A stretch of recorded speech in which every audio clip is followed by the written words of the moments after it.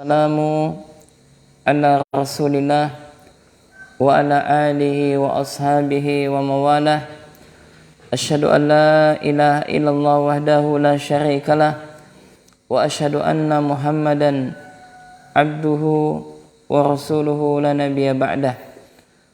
Allahumma salli wa sallim wa barik ala nabina Muhammadin wa ala alihi wa ashabihi wa man tabi'ahum bi ihsanin ila yaumiddin. Jemaah salat subuh musalal berkah yang semoga senantiasa dirahmati oleh Allah Subhanahu wa taala. Kembali kita akan mengkaji kitab Wasaful Jannati wan Nari fi Sahihil Hadisi fi Sahihi As-Sunnati wal Akhbari, yaitu yang ditulis Syekh Dr. Wahid Abdus Salam Bali hafizahullah. Kita lanjutkan kajian Tarhib Ramadan, yaitu sekarang kita masuk kepada pertemuan ke-9. Kita masih membahas kemarin tentang masalah bangunan surga dan tanahnya. Ya, kita bahas sekarang adalah istana-istana surga, kamarnya dan tendanya. Pada pertemuan yang ke-8 kita telah sebutkan dalil-dalil di dalam Al-Quran yang menyebutkan bahwasanya penghuni surga itu mereka akan masuk di dalam istana-istana surga dan mereka akan berada di dalam tenda-tenda surga.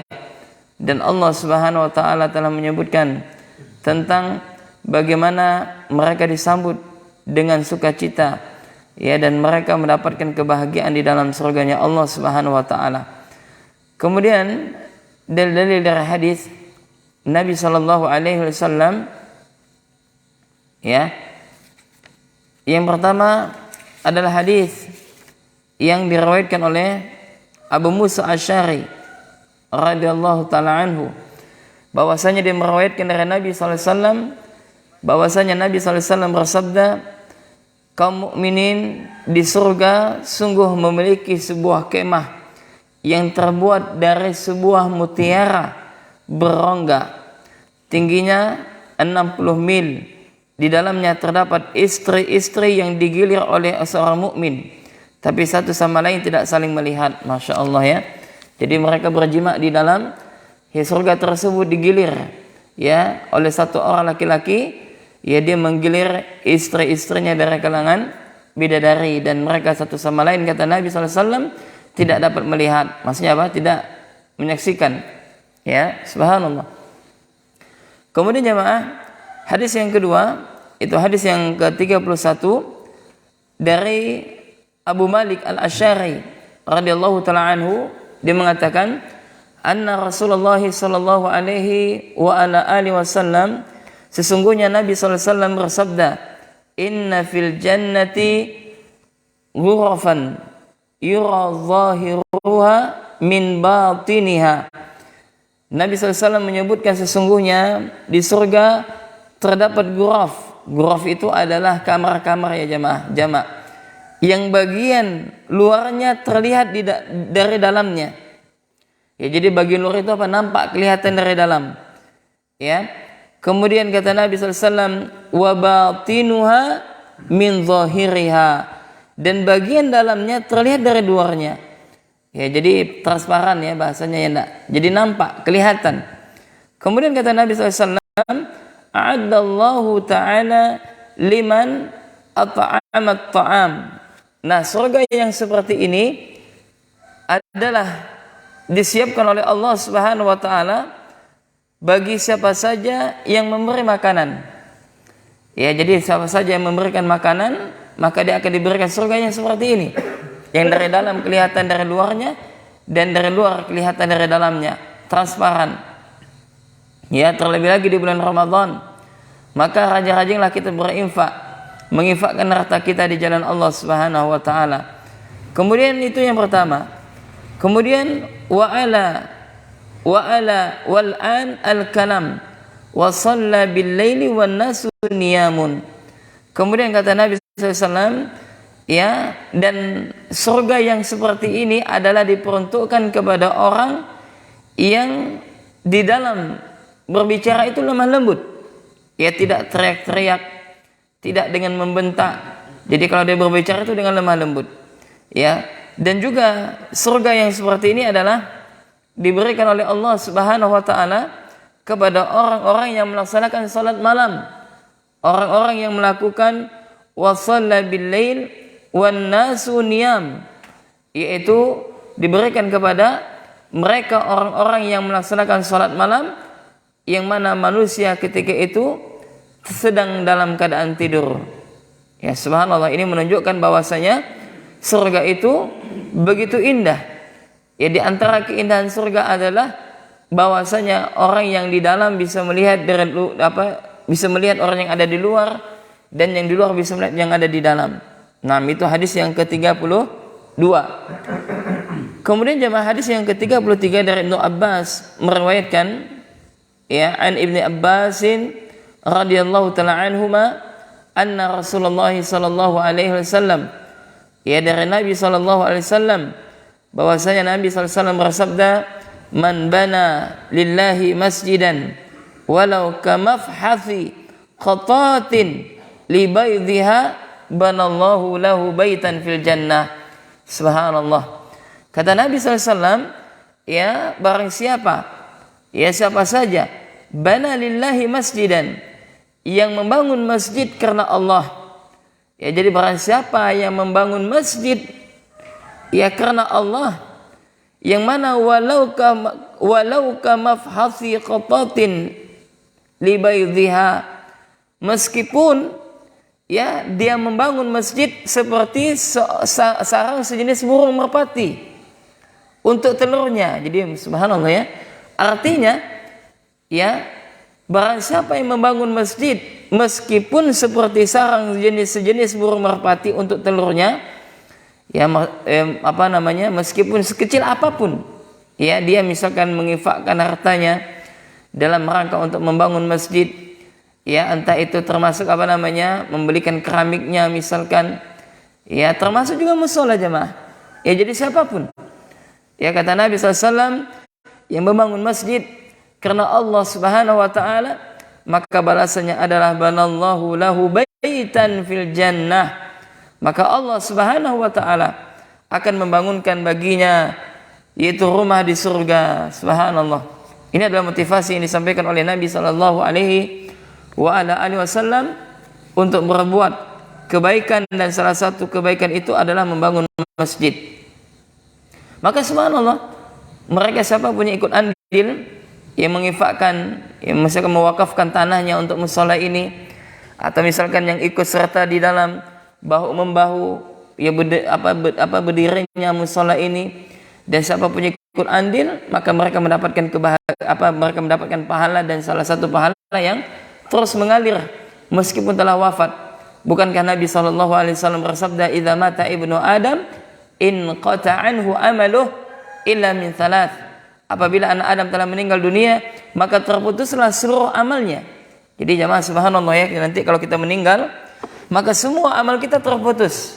Ibadah solat kita semuanya terputus. Kata Nabi SAW, semuanya terputus kecuali 3. Ada 3 amalan yang tak pernah putus. Di antaranya adalah sedekahtin jariyah. Itu sedekah jariyah.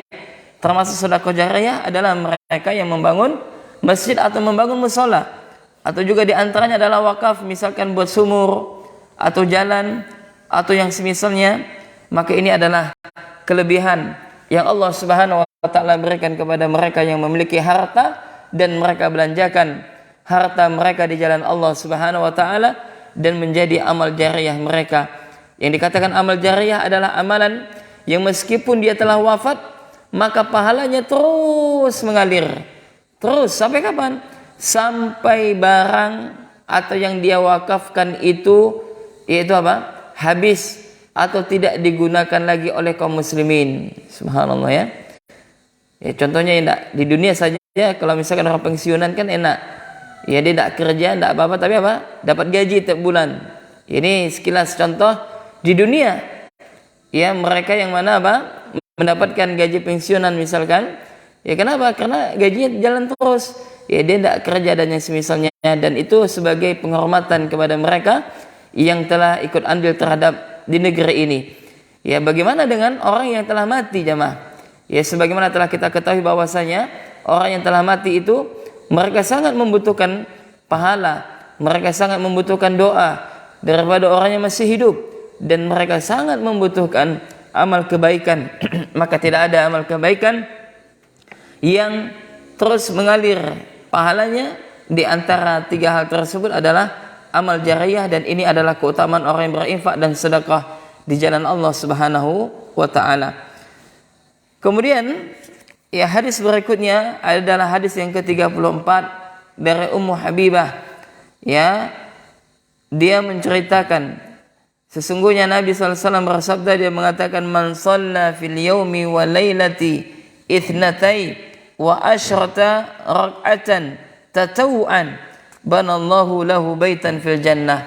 Subhanallah, kalau seandainya Anda tak bisa membangun masjid meskipun seperti sarang sejenis burung merpati, ya, maka ada amalan yang lain yang apabila kita kerjakan maka kita akan dibangunkan ya rumah di surga. Amalan apakah itu? Nabi SAW yang bersabda, man shalla, yaitu barang siapa yang salat sunnah fil laili wal yaumi, ya fil yaumi wal lailati ithnata wa asyrata rak'atan tatawuan, ya barang siapa yang melaksanakan salat sunnah dalam sehari semalam sebanyak 12 rakaat. Coba kita hitung ya, ada 12 rakaat berarti apa? Salat rawatib, ya, dimulai dari apa? Subuh ya, 2 rakaat sebelumnya, kemudian zuhur 2 rakaat jadi berapa? 4 ya, 6 ya. Asar 2 rakaat 8, maghrib 2, 10 ya. Pada isya atau pada sebelum isya atau setelah isya, ya jadi 12 rakaat. Ya, maka barang siapa, kata Nabi SAW, yang menjaga salat sunnah ini sebanyak 12 rakaat, ya, maka Allah Subhanahu wa taala ya akan membangunkan bagi dia surga. Nah, ini pendapat para ulama tadi mengatakan ini adalah salat rawatib, dan ada lagi mengatakan ini adalah umum. Ya, yang namakan adalah tatawuan, adalah umum, termasuk salat duhanya, ya salat malamnya, ya dan yang semisalnya. Ya, minimal dia mengerjakan 12 rakaat salat sunnah, salat apapun itu, maka Allah Subhanahu wa taala akan membangunkan rumah untuknya di surga. Subhanallah. Ya, maka terkadang jemaah amalan ini ringan untuk dilakukan, akan tetapi apa? Terkadang sebagian orang tak mampu melakukannya.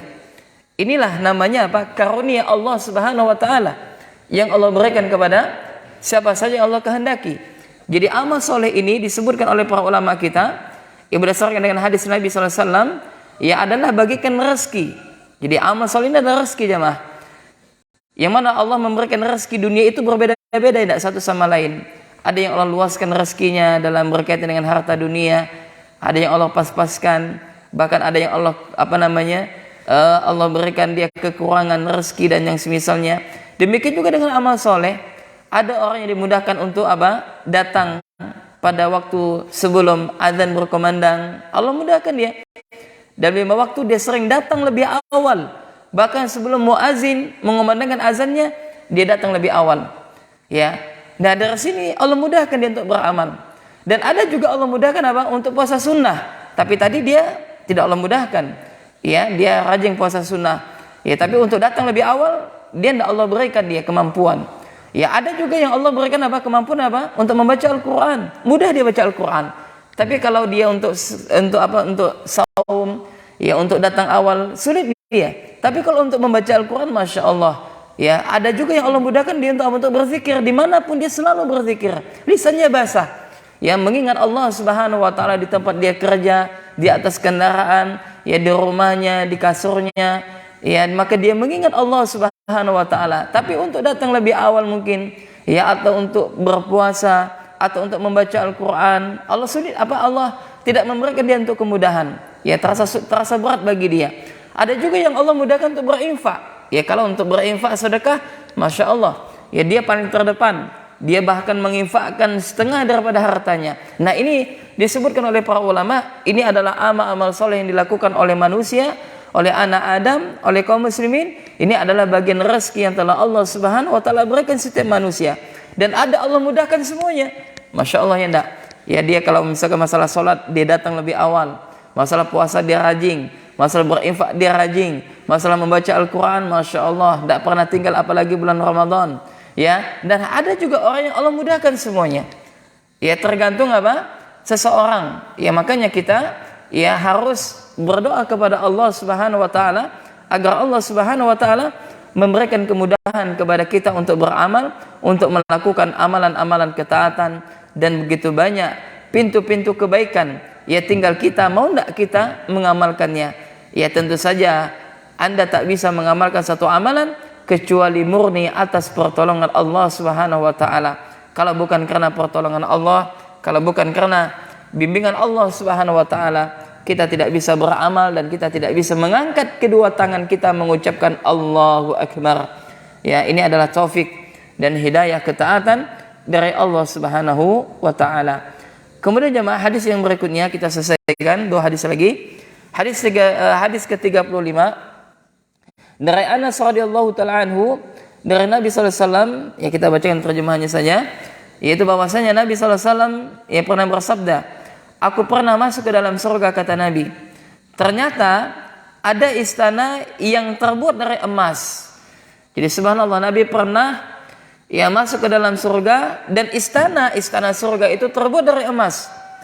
Lalu kata Nabi, aku bertanya, ya untuk siapakah surga ini? Maka mereka menjawab, adalah untuk seorang pemuda dari Quraisy. Ya aku menyangka, kata Nabi, bahwa akulah orang yang dimaksud. Ya Nabi mengatakan bahwasanya pemuda dari Quraisy itu adalah Rasulullah. Ini prasangka Nabi sallallahu alaihi wasallam. Akan tetapi kata Nabi sallallahu alaihi wasallam, lalu aku bertanya, siapakah dia? Kata Nabi. Maka malaikat menjawab, dia adalah Umar bin Khattab. Masya Allah, orang yang masih hidup tapi telah mendapatkan rekomendasi masuk ke dalam surga. Maka mendengar ini Umar menangis sampai basah jenggotnya. Subhanallah. Ya, nah hadis ini jamaah bantahan kepada Syiah laknatullah yang mereka mengklaim bahwasanya sahabat pembesar sahabat, di antaranya 10 sahabat yang dijamin masuk surga, di antaranya adalah Umar bin Khattab, yang mana mereka memvonis bahwasanya Umar itu masuk neraka, wal iyazubillah summa na'udzubillah. Dan ini adalah bantahan kepada kaum Syiah laknatullah yang mereka sangat membenci sahabat Nabi radhiyallahu taala anhum.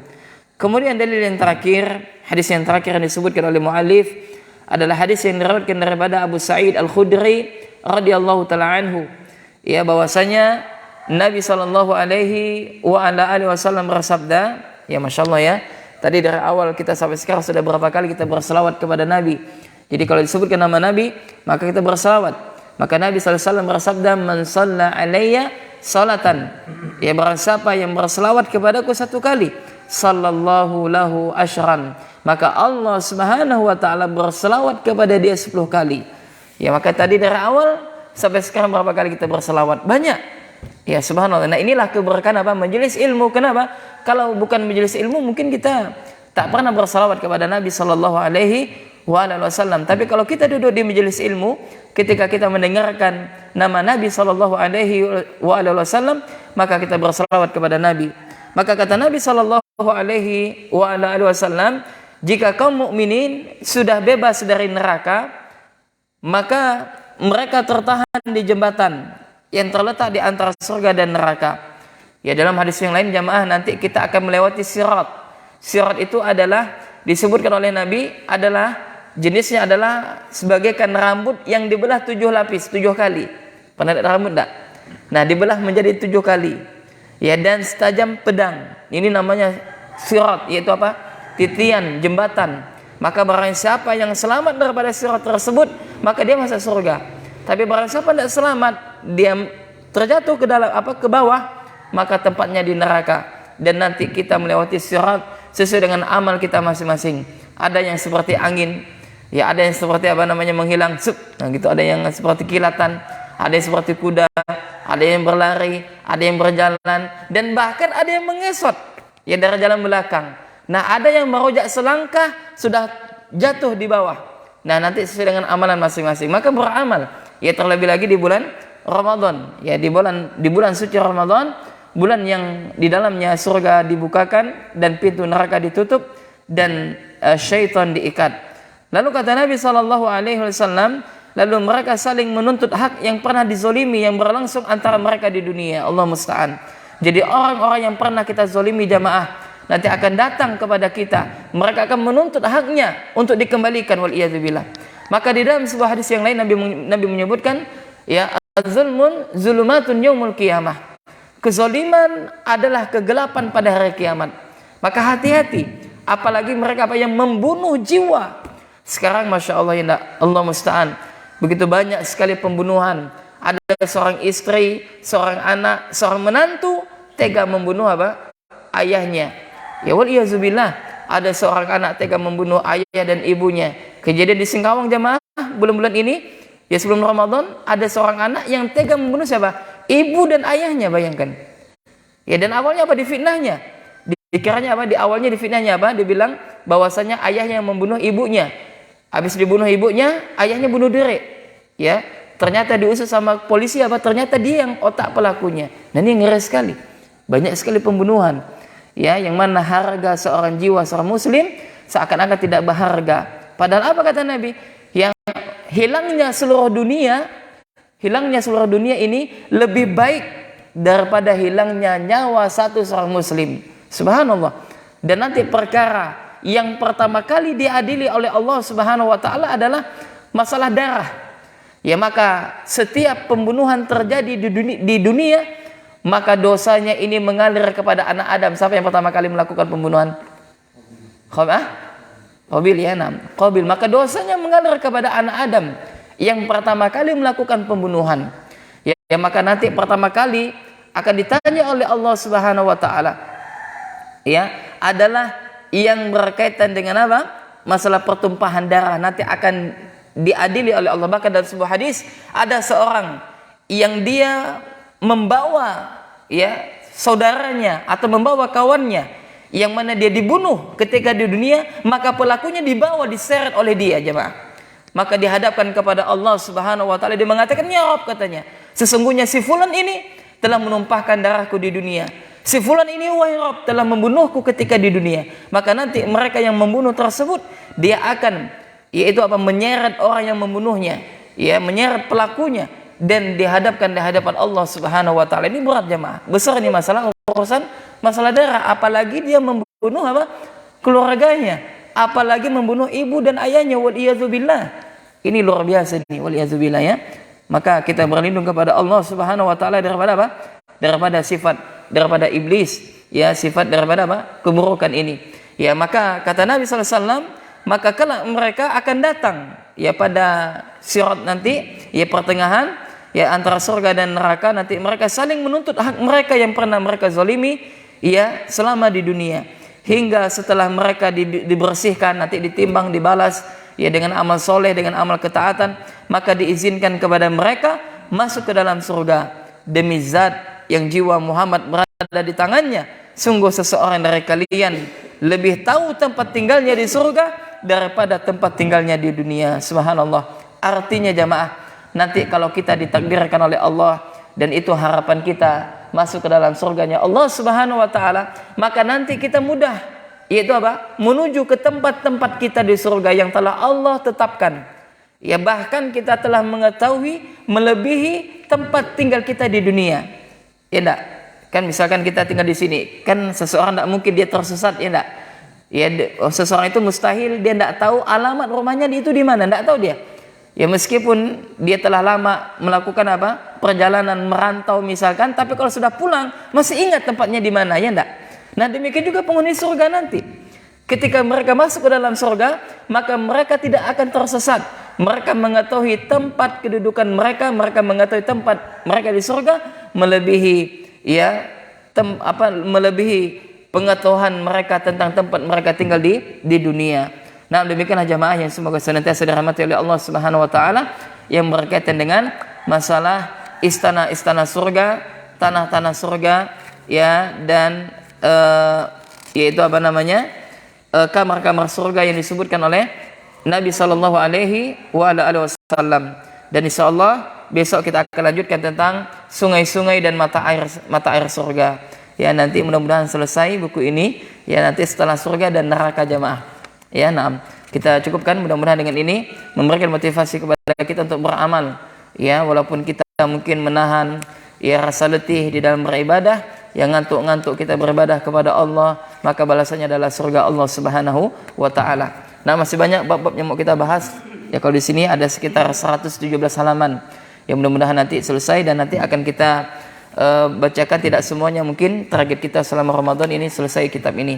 Nah, demikian, mudah-mudahan bermanfaat dan mudah-mudahan dengan ini memicu semangat kita, dan ingat bahwasanya kampung halaman kita adalah surganya Allah Subhanahu wa taala, bukan di dunia, dan kita pasti akan mati dan kita tidak tahu nanti siapa di antara kita yang dulu yang akan dipanggil oleh Allah Subhanahu wa taala. Satu hal yang harus kita siapkan adalah amal soleh. Siap tidak siap, kita harus siap. Maka hendaklah beramal ya selagi masih ada waktu, selagi masih ada kesempatan, dan selagi badan kita sehat walafiat. Ya, na'am, demikian, mudah-mudahan bermanfaat dan mudah-mudahan Allah Subhanahu wa taala memberikan pertolongan kepada kita, menguatkan kita untuk menjalankan ibadah puasa kita di siang hari ini dan aktivitas kita pada pagi hari ini dan siang hari ini. Nah, demikian, subhanakallahumma wa bihamdik, asyhadu an la ilaha illa anta, astaghfiruka wa atubu ilaik. Assalamualaikum warahmatullahi wabarakatuh.